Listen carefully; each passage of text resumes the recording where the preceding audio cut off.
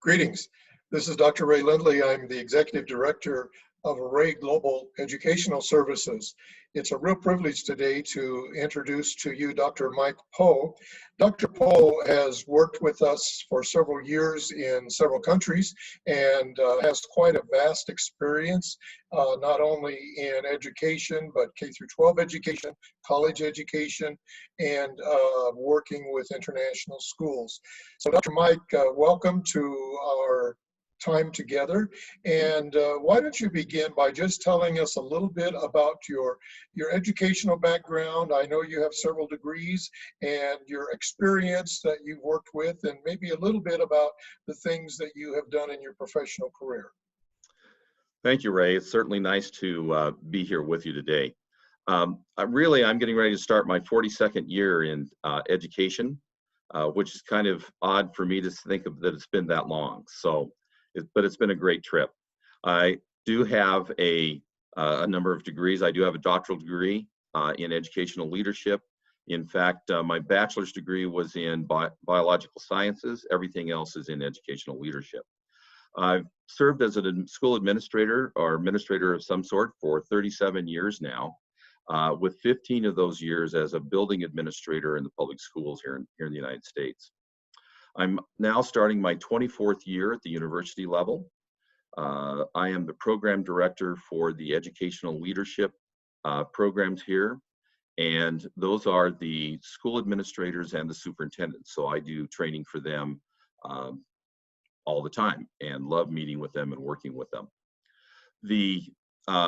My primary levels of experience have been middle schools and high schools, though with my interns in the administration, I work with a lot of elementary schools as well. In fact, I'm doing some work with some elementary teachers right now in terms of communication and professional learning communities within their school.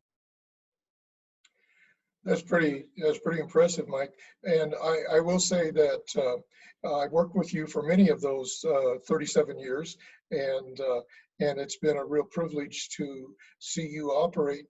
Do you believe that with the COVID crisis that we've had on us, it's had to change how you work with these educational leaders? Have you had to help them with new methods, new procedures? Because much of the stuff now that we're doing is online. Well, one of the things that was a real advantage for me personally was that my programs are completely online already. So in terms of the actual teaching, the classes, they really didn't change. They already are online. On the other hand, normally I go visit my interns, and so those became virtual visits, similar to this, where we would sit down and talk about what was going on. And one of the conversations that I've had with virtually all of my interns is that this is an extraordinary time for them to be learning about decision making.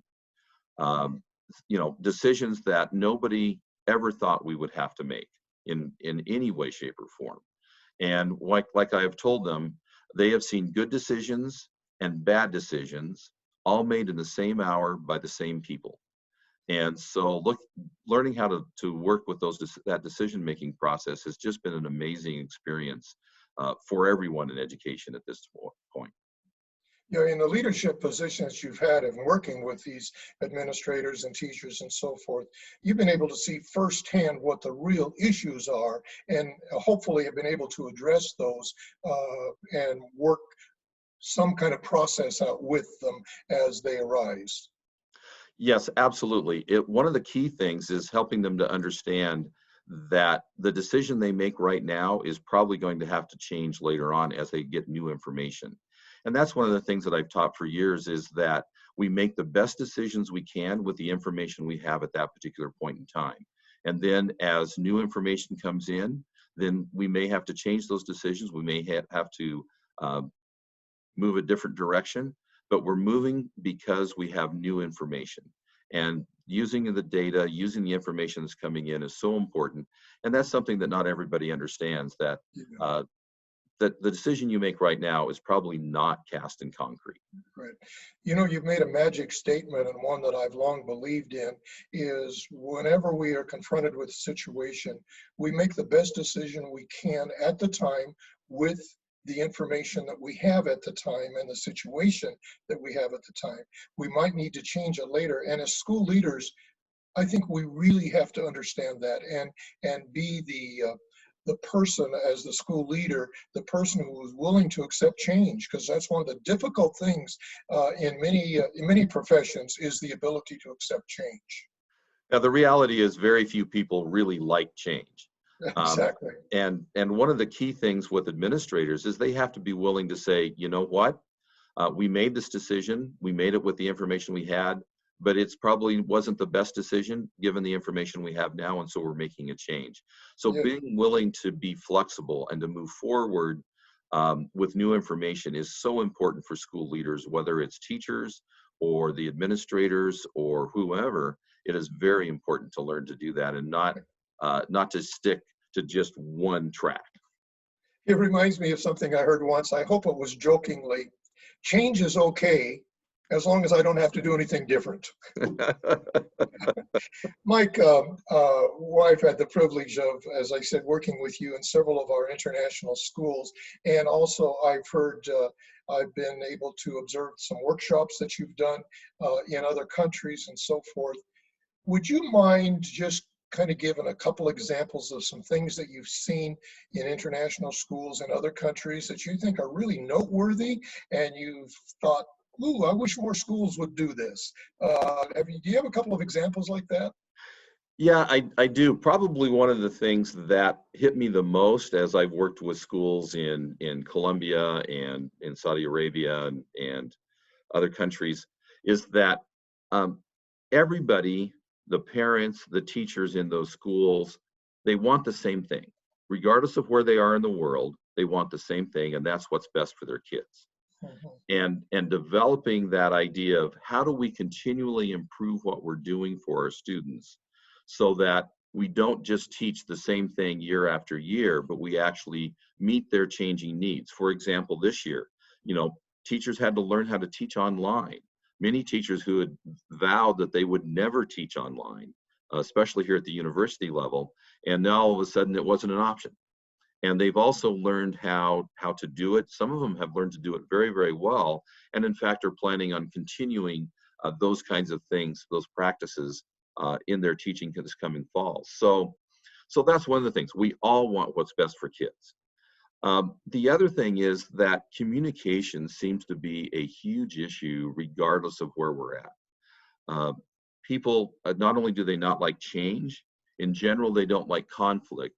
And unfortunately, conflict has a really negative connotation. And the idea that you can have positive conflict where it's not conflict that you're fighting, it's conflict. I have one idea, you have another. Let's talk about why we have those ideas and where's the common ground and how do we move forward to make sure that we are doing the best for the students, regardless of whether we are teachers, whether we are administrators or parents. What is best for those kids? And that lack of communication, and oftentimes it's because of fear, and fear of, well, if I talk with them, they might expect me to change, and I don't want to change. So it kind of goes back to that. So yeah, those areas are really issues, regardless of where we are in the world, to be honest with you.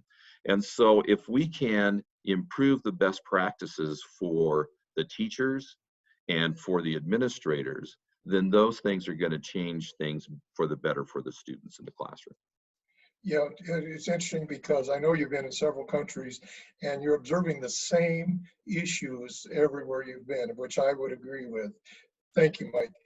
Mike, you're listed as one of the consultants on Array Global, and your nice picture is on our website with a little biography about you. If a school is interested in working with you, either as a consultant or some kind of training, what are some of the key areas that you feel you could most help schools with? Understanding you have a broad background, you can help them with a lot of things, but what are the key areas that you feel you could help schools? Well, one of the things that I do a lot of is helping teachers and administrators be more effective. Um, Teachers look at their classroom and they go, well, I can't do anything differently. You're adding too many things onto me. My plate's too full. So I work with teachers to talk about what they can take off of their plate, what they can do differently, those kinds of things to help them improve their classrooms.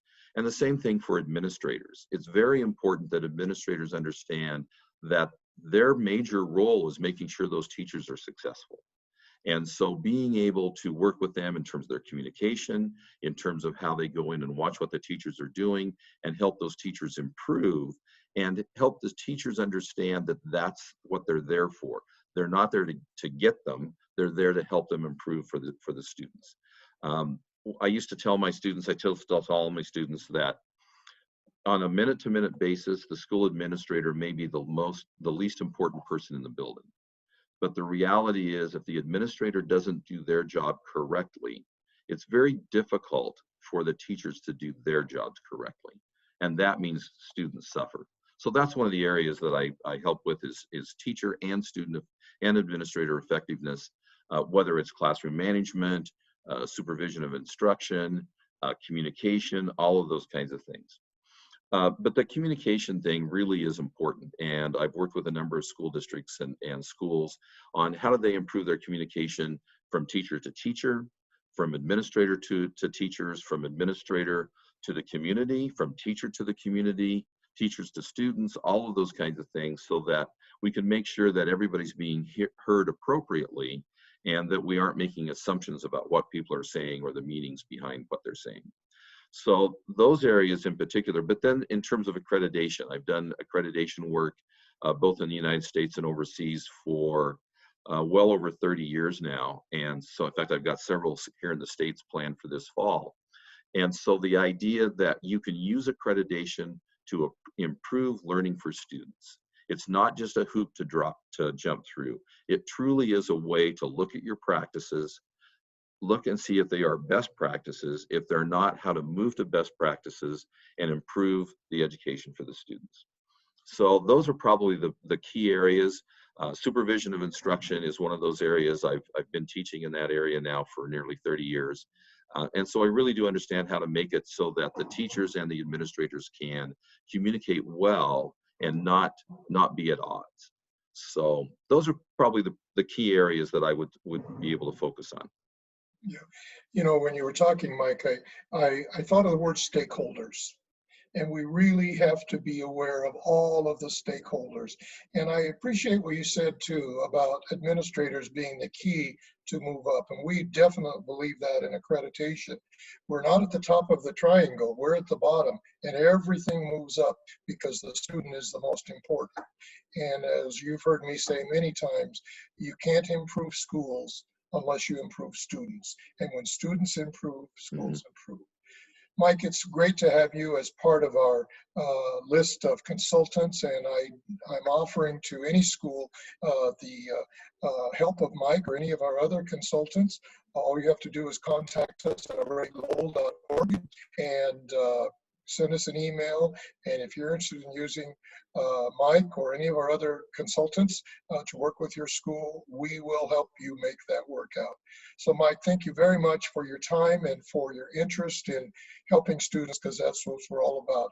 And hope to see you again soon. Yeah. Thank you, Ray, and have a good day.